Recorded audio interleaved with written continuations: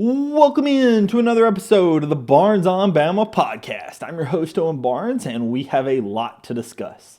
First things first, I want to thank all of the new and returning subscribers. I really do appreciate it. I know we have had a lot of, kind of a little bit of a slow last couple of weeks, but I know that's going to quickly ramp up because we are just 2 weeks away from Alabama football starting. I know Alabama basketball is just around the corner, so we have a lot of sports getting ready to start up and a lot of very, very big sports news is going to be happening.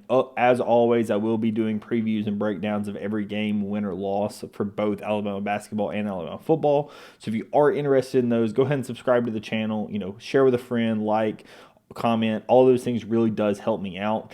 If you ever have anybody that you're interested in having me collab with, whether they be for another team or an Alabama entity in and out of itself, please just send me a comment, send me an email. I'd be happy to collab with some of those. Like I said, I did some of those over this summer. Was able to get some of those together, but would love to do some additional ones if y'all are interested. Just need to know who y'all might be interested in having those be with. We have a lot to talk about today. Like I said, it is going to be a little bit of Alabama basketball, also Alabama football. The football news is a little bit more pressing, a little bit more time sensitive, so wanted to get that out as quickly as possible, and then we'll end with some basketball news, and we'll get out of here. So, first things first, I'm recording this on Sunday, just afternoon, and I'm coming back from church. And the reason that I feel it's so important to mention that is today. So for those of you unaware, me and my girlfriend do go to Calvary in Tuscaloosa.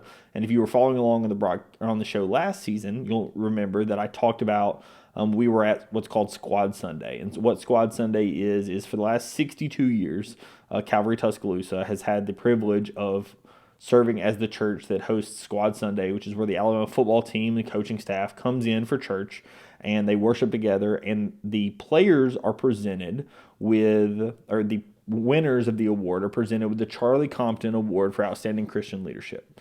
And the Charlie Compton Award for Outstanding Christian Leadership is named after Charlie Compton, who was an Alabama football player. He also was a World War II legend. And he was known as a guy who, said, no matter what, just send me to the end of the world. I want to be able to glorify God. He died after 22 years serving in Brazil as a missionary, and he had this award named after him.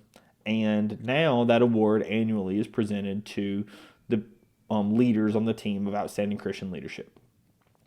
Last season, the winners of the award were Ty Simpson, Tim Keitenn, Justice Haynes, and Graham Roten. So, they mentioned that multiple of the guys, potentially could have won the award a second time, but the winners of the award this season were Jeremy Bernard, Tim Keitenn, Wilkin Formby, and Will Sanders. I think that it's really important to kind of note when they talk about this, it's, when you hear that guy Graham Roten, and I'm going to mention him because they talk about, hey, when you're talking about winning this award, there's everything from NFL MVPs to walk-ons, right? This is, at the end of the day, this is about how you lead, how you are as a person, and what you are in your day-to-day life. This has nothing to do with what you do on the football field, but more to do with who you are, right? And the reason I mention that is a couple of these guys, this season, are elite players, right? You have Jeremy Bernard, you have Tim Keitenn, and Wilkin Formby, all three guys, competing for certain positions. Two of those definitely have them. But then you have a guy in Will Sanders that's a freshman, right? But again, it's just who they are as a person and how they conduct themselves. That's what this award is all about. It's all about glorifying God, but it's also all about who you are as an individual. I think that is also really big that when you see a guy like Tim Keitenn, he was one that again, he won the award last season, so I knew that this is how the players had thought of him. But this is also a situation where when you heard him at SEC Media Days, these comments around, glorifying God or helping out wanting to lead his teammates in this way. This is something that he talked about. So this is something that you definitely knew was who Tim Keitenn is, and that's who he is as a person. But, you hear it exemplified over and over and over again. Again, a guy like Jeremy Bernard, when you hear the players talk about him, they talk about him as like, oh, that's Unc. That's our, that's the guy who looks after us. That's the guy who, we all look up to. Like Jeremy Bernard being this type of guy that leads from that type of example from a Christian leader, that again makes sense. But really what this is these are guys that are going above and beyond. they're exemplifying and glorifying God, but they're also just doing it in a way that is helping their teammates become better people, become better Christians, right? That's the whole purpose behind the award. I thought that it's really cool. I'll pop some pictures up here. I didn't take a ton just because trying to, at the end of the day, they were here for church, not for a photo op, but I did take a picture of our winners, receiving the award. I thought that it was very cool.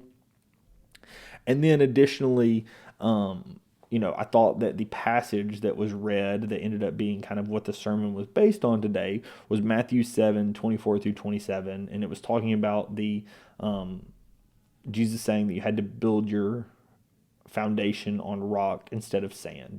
Build it on a firm foundation, because a firm foundation will be able to withstand anything.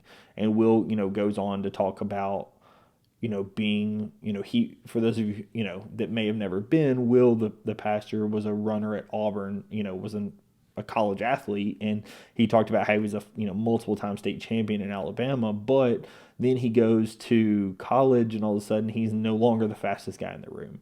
Right. And that's something that I'm sure the football players can understand, of like, hey, you were this all state guy and all of a sudden now you're just one of multiple. Right. It just becomes like, hey, you have to have some type of foundation to be able to actually withstand the hard times, whether it be someone dying, whether it be, you're no longer the best on your team, whether it be, you have a child that has a disability, whatever it ends up being, you have to have that solid foundation, and that solid foundation in this instance is Christ. I thought that it was really, really cool to see. I do, enjoy, being able to attend things like this. Like I said, we were already, planning to go to church at 9:45 this week. It just so happened that Squad Sunday was this Sunday. So, we were able to see it. I thought that it was very, very cool. I thought that, it is something when you can see the players and see the people that are, being normal human beings, being something outside of what you see on Saturday. I think that's a really, really cool environment to see, and I really do appreciate getting the opportunity to be able to see something like that. So I just felt it important to talk about today here at the kind of the top of the show, because I thought that it was very cool to be able to witness and experience. With that out of the way, I want to move to a little bit more specific football on the field, because we did get some news last night, and then it was confirmed by Kalen DeBoer this morning. And that news that we got last night was that Jam Miller was injured.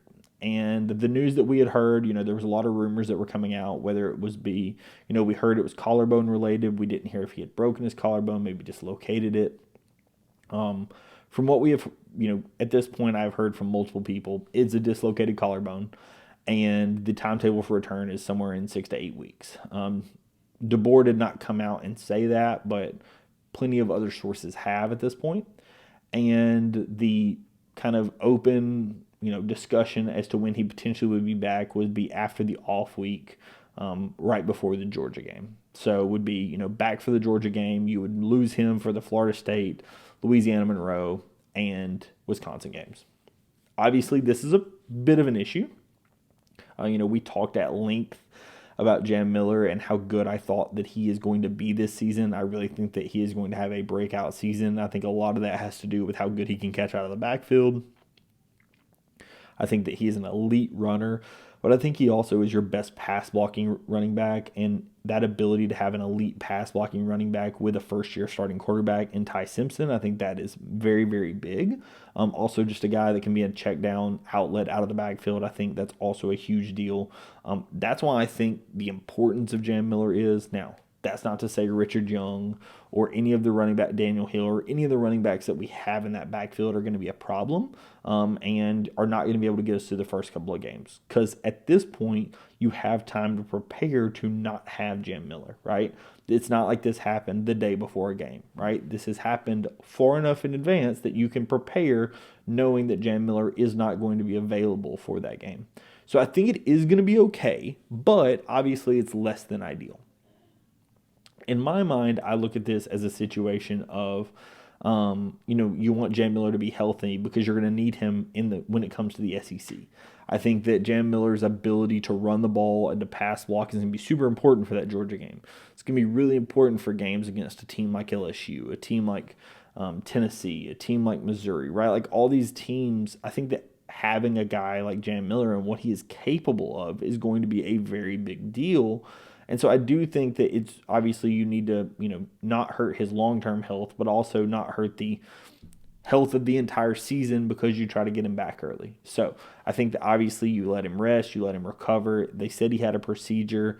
I heard he had it pop back into place. I don't know what else had to happen, but they got him taken care of. And they said, again, 6 to 8 weeks is what they're thinking from a timetable of getting the collarbone, fully healed to where he should be ready to go for the season. Again, this is a major loss, and I think that this is something that is going to test the backfield, but I think the backfield is a place that a lot of people were very, very optimistic, and the offensive side of the ball in general, I think this season is a place that people are fairly optimistic. I personally think the place where you're going to miss him the most is from a pass blocking perspective, not as much of a running perspective, because I do think that Jam Miller is an elite pass blocker and has that experience doing that game in, game out against elite SEC pass rushers. And so I think missing him for a few games is going to be a bit of a problem. Again, going to have to see what happens. I do hope that he recovers fully and that we are all good, and Jam Miller is back and ready to go as quickly as possible, of course. If that happens, then obviously this, I don't want to say is for naught because at the end of the day it still happened, but I think that this is something that we are going to have to think about, and just know going into those first couple of games. Thankfully, you don't start with an absolute world beater. I think that you should be able to beat Florida State and Wisconsin, the two Power 5 teams, in the first three without Jam Miller. I don't think that missing him for that game is going to be as big of an issue, but I think that a goal of getting him back before that Georgia game needs to be an utmost priority, because I do think for that Georgia game you're going to need him, right? You're going to need him from a running, from a pass blocking. You're going to need all hands on deck, because beating Georgia in Athens is going to be a very tough task, and having everyone at your disposal is something that you absolutely need to have. So that's what I have to say about Jam Miller. Like I said, really hope that he recovers fully and that this is not a lingering issue kind of throughout the season. Hopefully they got him all taken care of, and this is something that's going to be a little bit of a setback here at the beginning, but it should be able to play out kind of for the rest of the season. Okay, and finally, I want to talk about one guy on the Alabama basketball team. And if you have followed this show for any length of time, I have mentioned him. And I just had to mention because a couple of days ago, I want to give him a proper shout out. Coach Drew at EnduMSEPC, and it's at ENDUNAMOO_SC on Twitter, talked about Keitenn Bristow having the new collegiate men's approach record at 44.5 inches, and I'll play the video quickly here. But that Keitenn had been a member of their program for quite some time, and had gone from junior varsity all the way up to Division I. And the reason I mention this is, if you've, again, watched this show for any length of time, you know that I have sung Keitenn Bristow's praises for quite some time.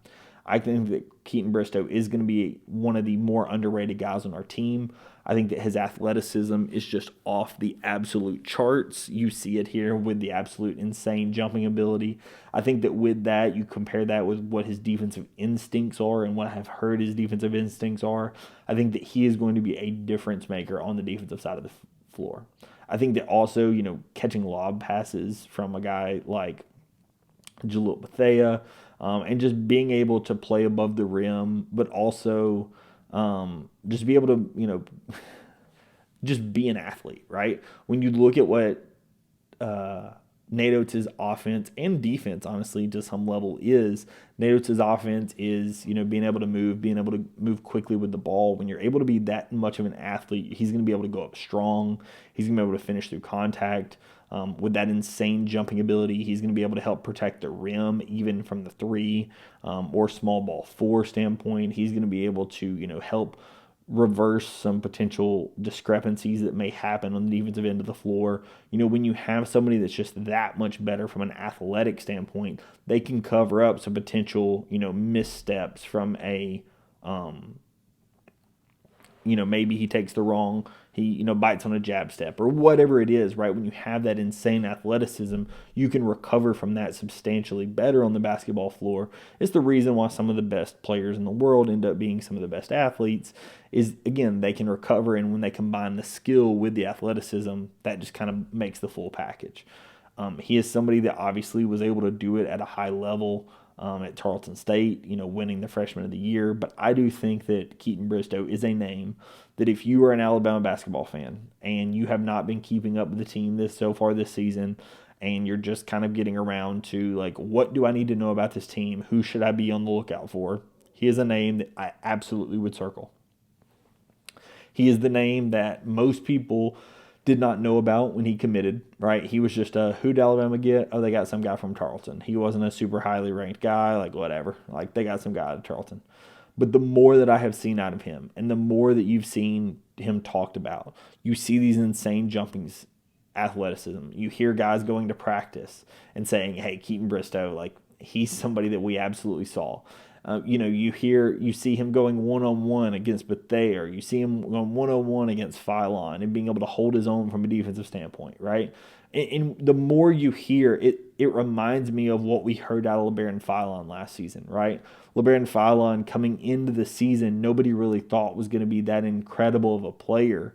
But then all of a sudden the summer comes around and all the time you're hearing, oh, Phylon's really good.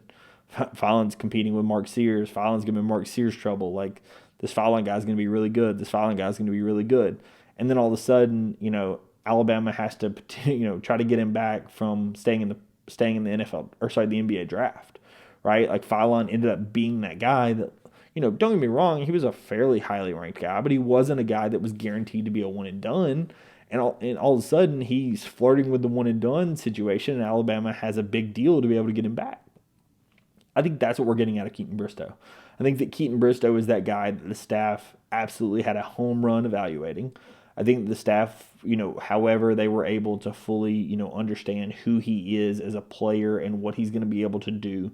I think this is a home run evaluation by the staff. I think that this guy is going to be able to do things on the defensive side of the basketball that are going to be able to wow. They're going to wow a lot of people. I think that his shortcomings, at least early in the season, are potentially going to be on offense.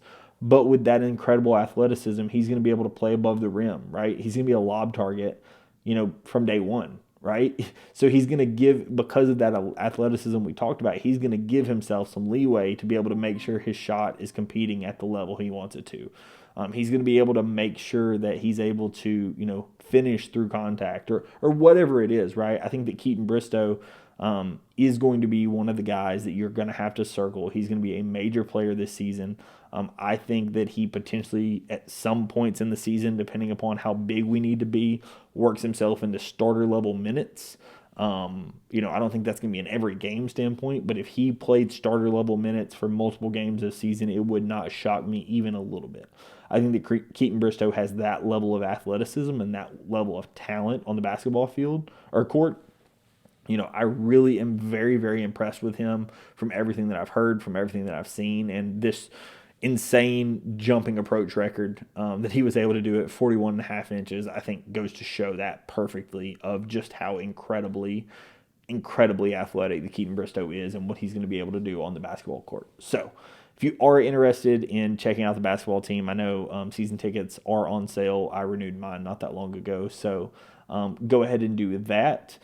As always, thank you so much for everyone for watching. I really do appreciate it. I know this was a little later in the week getting this out, but I knew this was happening, and so wanted to be able to get the Squad Sunday video out here on Sunday. So thank you so much, everyone, for watching. I really do appreciate it, and I will catch you in the next episode. Peace.